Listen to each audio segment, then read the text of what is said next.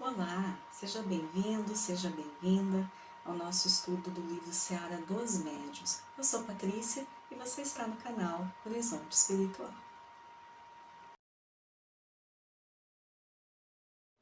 Olá, então vamos dar sequência aqui ao nosso estudo da obra A Seara dos Médiuns, psicografia de Francisco Cândido Xavier pelo Espírito Emmanuel.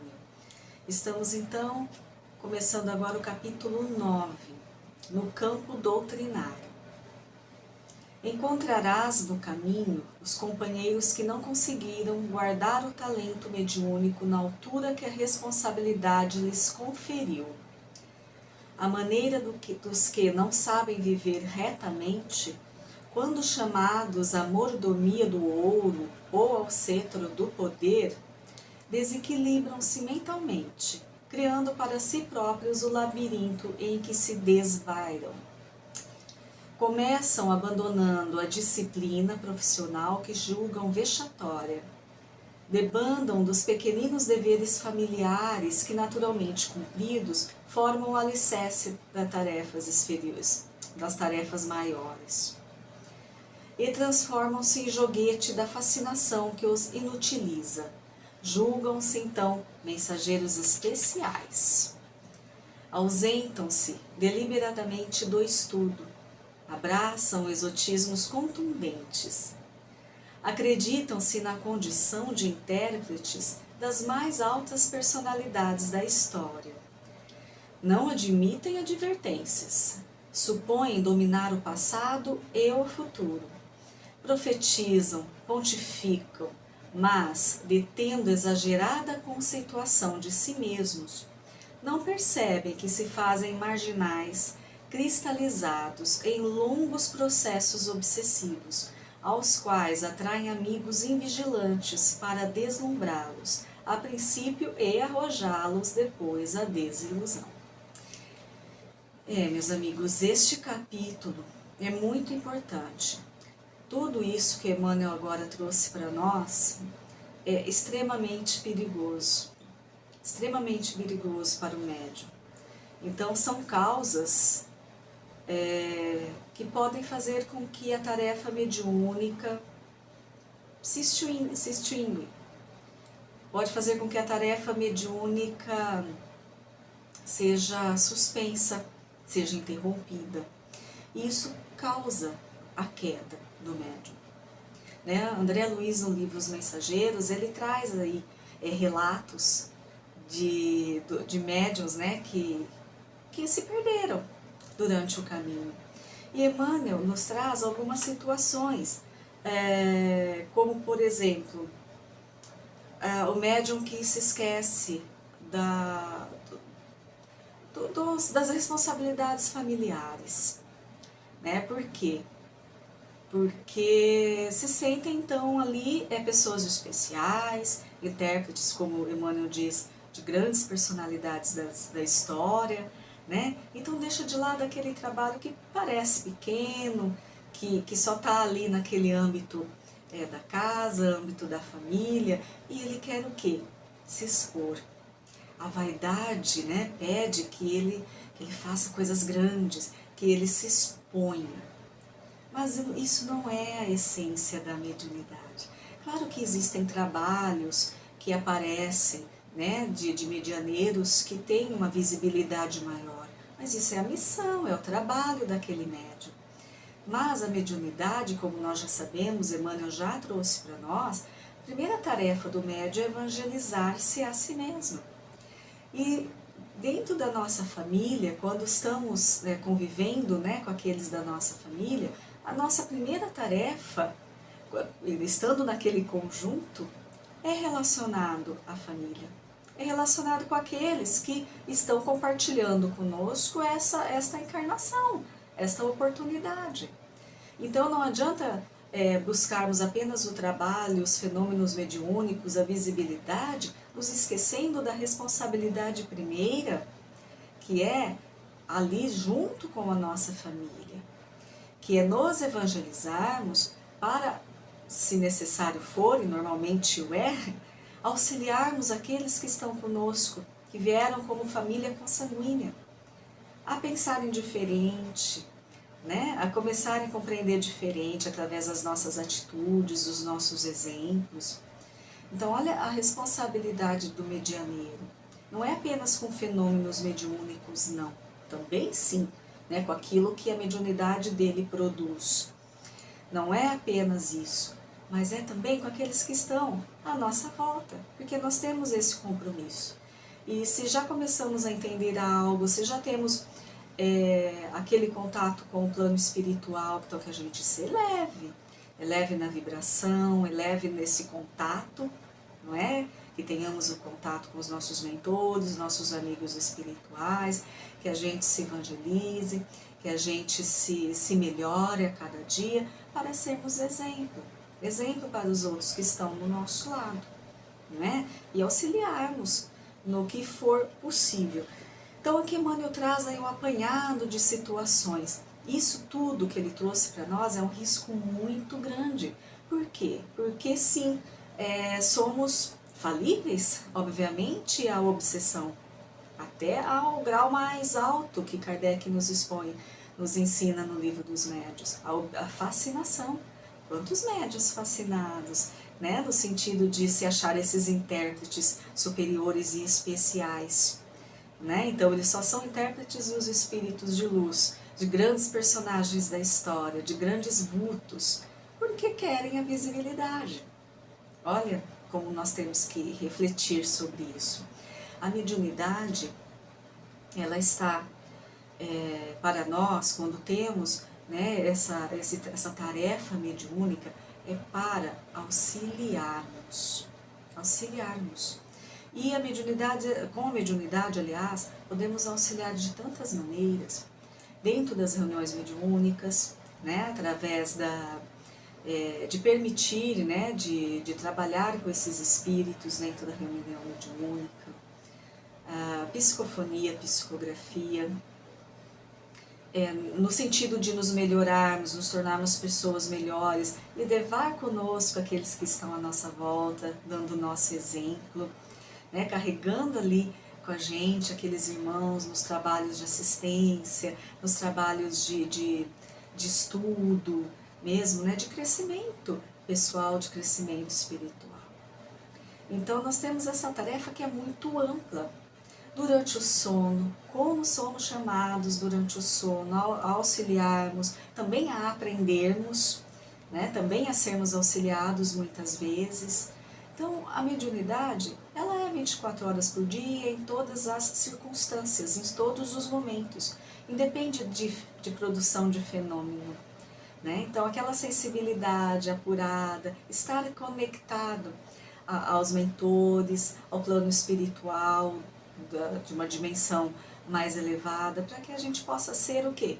Estes instrumentos. E junto à nossa família, é fundamental que sejamos, né, este instrumento.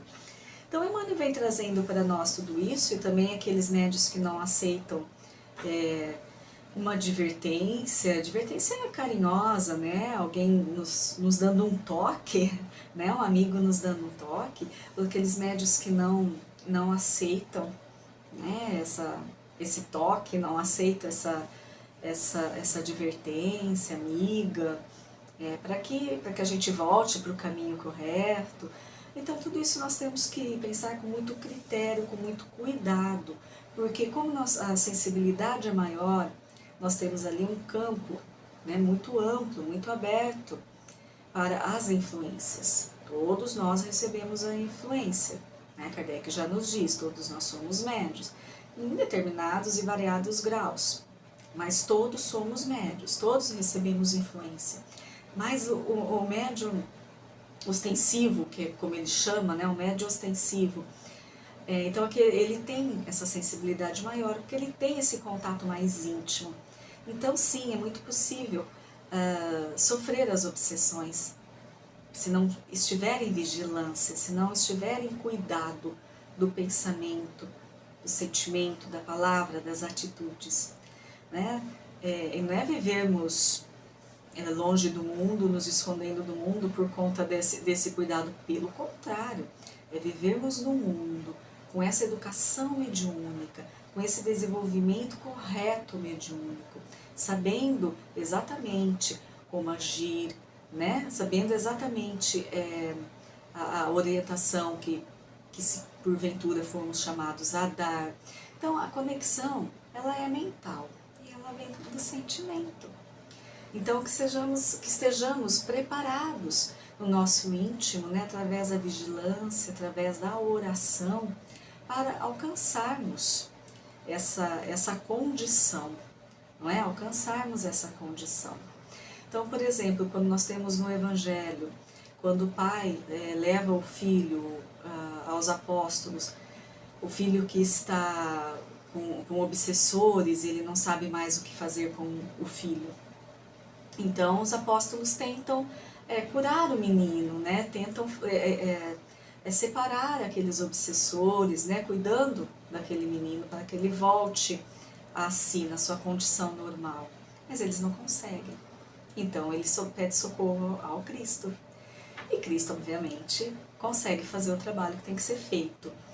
Mas aí os discípulos depois, os apóstolos depois, questionam Jesus, porque eles já estavam atuando mediunicamente, né, com o Cristo. Então, embora não existisse esse termo, né, naquela época, mas eles questionam Jesus, por que nós não conseguimos, né? O que nós não conseguimos fazer se nós já estamos atuando desta maneira, né? E Jesus diz que para este caso, então casos assim, né, casos especiais, mais difíceis, né, acredito que seja o que Jesus tenha querido dizer, para esses casos especiais é necessário muita vigilância, olha só, muito jejum e vigilância e oração. Mas jejum não é do alimento do corpo físico, é jejum das nossas indisciplinas, ou seja, não alimentarmos esses nossos sentimentos inferiores, o egoísmo, a vaidade, não é? Então é preciso muito mais recolhimento, muito mais transformação íntima. Olha que interessante então que Jesus diz para os apóstolos, né? E nós trazemos para nós, para a nossa vida. Então, para que a gente possa ser um instrumento útil, na maioria dos casos, e sempre quando formos chamados, não importa qual a tarefa, né, qual a situação, não importa como seja esse trabalho, que seja assim o pensamento numa pessoa, a oração, que seja ligarmos para alguém naquele momento crucial que a pessoa está precisando de uma palavra amiga, não é? É uma intuição que recebemos. Então, para que a gente consiga ser esse instrumento bom, nós temos sim que ficar em jejum e não alimentarmos esses nossos sentimentos inferiores e nos vigiarmos os nossos pensamentos, as nossas atitudes, ou as nossas palavras, que as palavras ferem muito, não é? Vigiarmos e orarmos, mantermos essa conexão. Ninguém é especial, o médium não é nenhuma pessoa especial, ele apenas tem as suas tarefinhas, cada um a sua tarefa, e nós precisamos estar preparados para ela. Aí tem no livro dos médiuns, Kardec, né, Allan Kardec, nos traz assim, o capítulo 17, tá? 17 da segunda parte dos livros dos médiuns. Então Kardec pergunta assim, o título desse capítulo é da formação dos médiuns. Então Kardec tem a pergunta assim, o que é que pode causar o abandono de um médium por parte dos espíritos? Então, nós temos ali nosso trabalho, nossa tarefinha, e acaba que a espiritualidade vai nos deixando um pouquinho de lado, porque não estamos apresentando a condição do trabalho, e eles não podem ficar à mercê disso. Não é? Eles têm que encontrar aquele outro instrumento que possa trabalhar, porque o trabalho está aí, as necessidades estão aí. Então, a resposta é, o que mais influi para que assim procedam os bons espíritos é o uso que o médium faz da sua faculdade. Porque a mediunidade é uma faculdade neutra. Nós, né, os médios, a mediunidade vai se distinguir conforme o que o médium fizer dela. Pode ir para o caminho correto, pode ir para o caminho incorreto, porque ela é uma faculdade neutra, ela está ali. Agora o médium, o medianeiro, a pessoa que detém a faculdade e que vai direcionar para que caminho essa faculdade vai seguir. Podemos abandoná-lo quando dela, né, da faculdade mediúnica, se serve para coisas frívolas ou com propósitos ambiciosos. Olha, aí a mediunidade paga, né, quando se cobra. Então, dar de graça o que de graça recebeis. Olha que importante. Quando se nega a transmitir as nossas palavras ou os fatos por nós produzidos aos encarnados que para ele apelam ou que têm necessidade de ver para se convencerem. Este dom de Deus não é concedido ao médium para o seu deleite. Não é para nossa satisfação, para nos vangloriarmos, não é. E ainda menos para a satisfação de suas ambições, mas para o fim da sua melhora espiritual e para dar a conhecer aos homens a verdade. Então é muito importante a tarefa mediúnica, se ela é educada, se ela é bem desenvolvida, se ela é bem trabalhada, né, com coerência, com responsabilidade, com humildade. Então tudo isso se espera do medianeiro. Aí nós falamos sobre a fascinação, a obsessão, né? Nós temos a obsessão, a subjugação e a fascinação, que é a pior, que, né, a mais intensa, a mais difícil das formas de obsessão. Então Kardec também fala no capítulo agora 23 sobre a fascinação. Tem o item aqui 239 e ele fala assim: a fascinação tem consequências muito graves. É uma ilusão produzida pela ação direta do espírito sobre o pensamento do médium e que, de certa maneira, lhe paralisa o raciocínio relativamente às comunicações. Ou seja, o médium fica à mercê, então fica fascinado, né? E os espíritos que estão ali proporcionando isso, que estão gostando desta condição, né? Eles se aproveitam ali para falar o que quiserem, escrever o que quiserem, não é? Porque o médium está fascinado, ele não vai refletir sobre aquilo, ele simplesmente vai deixar acontecer. O médium fascinado não acredita que o estejam enganando. Olha só, ele está com a razão, não é? O espírito tem a arte de lhe inspirar confiança cega, que o impede de ver o embuste e de compreender o absurdo do que escreve, ainda quando esse absurdo salte aos olhos de todos. Olha o perigo da fascinação.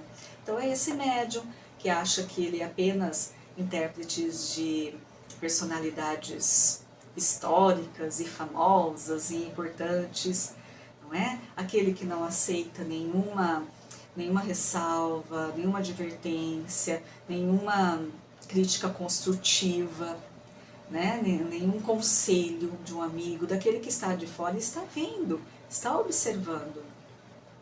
Então é importante a vigilância, então a oração, para que a gente não caia, o medianeiro não entre nessa vibração perniciosa, permitindo então esse trabalho dos espíritos, né, que o fascinam, porque ele vai sofrer a queda. Ele vai sofrer a queda e a queda é grande. Então a importância, como Jesus falou, né, lá atrás com os discípulos, a importância da oração, da vigilância e do jejum, do jejum das nossas vaidades, das nossas paixões terrenas, dos nossos sentimentos inferiores, que abrem toda essa brecha aí, ó, para que a gente receba essa influência negativa e perigosa. Então é importante nos atentarmos a isso. Aí só para, então agora Emmanuel fala toda a parte crítica, né? E aí ele vem falando também como que, se estamos observando, também como podemos lidar com essa situação em relação ao nosso companheiro. Então ele diz assim: em verdade, não podemos evitar que irmãos nossos se prendam a semelhantes situações perigosas e lastimáveis, livre-arbítrio, não é? Escolha de cada um. Se outras formações religiosas vivem juguladas pela autoridade terrestre, que lhes frena, né, que lhes segura os impulsos, encontramos na doutrina espírita o pensamento claro e espontâneo da fé viva, favorecendo sementeiras e searas preciosas do livre-arbítrio. Então ele está dizendo, Emmanuel, que, diferentemente de algumas outras expressões religiosas, nós não temos aquele a quem seguimos, aquele a quem nos diz, faça assim, né, ou faça desse jeito, não faça isso. Não, nós não temos. Nós temos muitos irmãos, nós temos muitos trabalhadores, né, da seara da doutrina espírita, que nós admiramos, nós escutamos, fazem diferença, né, na nossa vida, na nossa educação espiritual, mas não é que seguimos, nós seguimos o Evangelho do Cristo, não é? E os ensinamentos da doutrina espírita, que trazem esses ensinamentos de Jesus de uma forma muito ampla mesmo, mais clara e muito ampla, né, adentra em circunstâncias mais profundas, não é? E ali nós utilizamos da nossa fé, que não pode ser cega, é a fé raciocinada, como nos diz Kardec, para decidirmos e usarmos o nosso livre-arbítrio. Então a Emmanuel vem trazendo essa informação. Diante, pois, dos amigos que não souberam situar os compromissos medianímicos em lugar justo, observemos quão duro será para nós desertar do serviço constante do burilamento interior, aprendendo ao mesmo tempo nos desajustes que mostram tudo aquilo que nos cabe evitar. Então é aprendizado para nós, nessas circunstâncias. Em seguida, se possível, ajudemo-los com a palavra evangélica. Entretanto, se essa medida não pode ser posta em prática, à face de circunstâncias que nos obrigam a calar, a emudecer, lembremos-nos de que é nossa obrigação trabalhar sempre mais na expansão dos nossos princípios, para que se faça luz nos corações e nas consciências. Então, Emmanuel diz, se temos um amigo, se temos um colega da seara, se temos, né, ali o medianeiro que está se perdendo, que a gente então tente argumentar, mas como ele diz aqui com palavra evangélica, é com carinho, não é com julgamento, não é apontar, né, os defeitos, não, é tentar fazer com que aquele nosso amigo ele possa começar a compreender o caminho que ele está seguindo, mas sempre com carinho, com as palavras evangélicas, sempre buscando apenas aconselhar da melhor maneira, não é? Mas Emmanuel também traz a situação de que em muitos momentos, dependendo das circunstâncias, nós seremos impedidos de falar algo, de falar qualquer coisa. Ou impedido, ou também porque não adianta, né? Então, nós não podemos forçar a ninguém, porque também não resolve, não é mesmo? Então, se nós temos que, em alguns momentos, nos calarmos diante da situação, sendo que seria, então, a melhor atitude a tomarmos, né? Então, que sempre oremos por aquele nosso irmão, mas que nos preocupemos muito também com a nossa condição,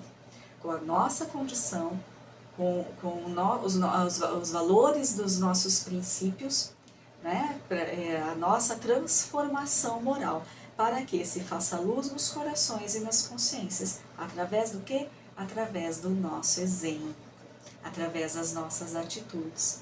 Então nós não vamos além daquilo que podemos com as outras pessoas, aliás, em nenhuma situação da vida, não só em relação ao compromisso mediúnico, não é? Se a gente puder argumentar com palavras carinhosas, de repente a pessoa pode escutar e começar a refletir, que ótimo, mas muitas vezes não temos essa condição, temos sim que nos calarmos. Então que vibremos pelos nossos irmãos, por esses amigos, né, oremos por eles, mas vamos trabalhar a nossa parte, trabalhar o nosso íntimo e sermos exemplo. Finalizando, e caminhemos adiante no esforço de tudo melhorar a cada dia, com a certeza de que, segundo Cristo, cada criatura, hoje e sempre, onde estiver, receberá invariavelmente de acordo com as suas obras.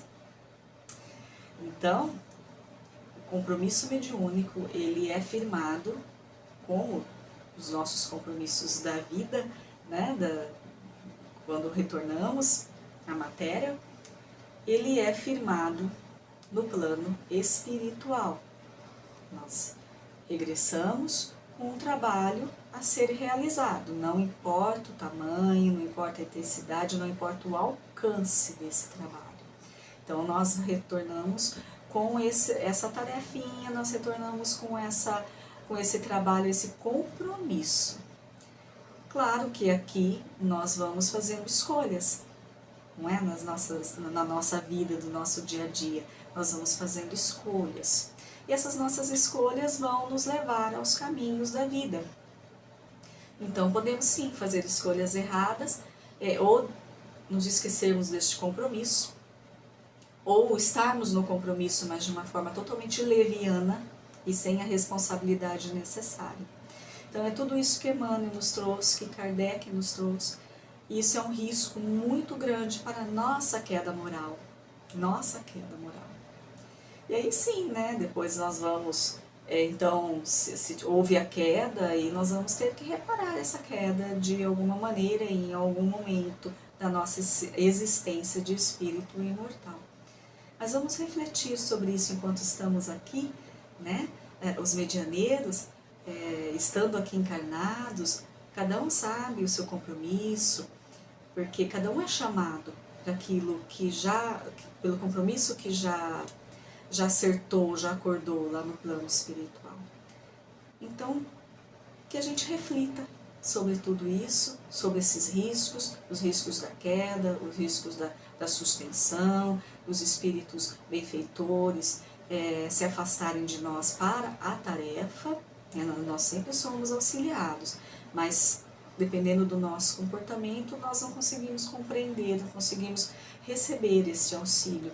E aí, então, nós somos mais um instrumento necessário, né? Um instrumento útil para a espiritualidade, para Jesus, trabalhar o seu amor, trabalhar os seus ensinamentos. Então vamos refletir sobre isso, que é algo muito, muito sério e muito importante. Então, meus amigos, obrigada que vocês que ficaram até o final. Comentem aí o que vocês acham deste capítulo, relacionado a essas quedas, algo mais aqui que não foi falado, né? E eu peço para vocês, então, que se gostarem, curtam o vídeo, se quiserem também compartilhem, que ajudem nessa nossa divulgação, né, da doutrina espírita, divulgação deste livro maravilhoso que é a Seara dos Médiuns, né, de Chico, Psicografia de Chico, pelo Espírito Emmanuel. Então eu agradeço muito a presença de vocês, fiquem na paz de Jesus e até o nosso próximo encontro. Até mais!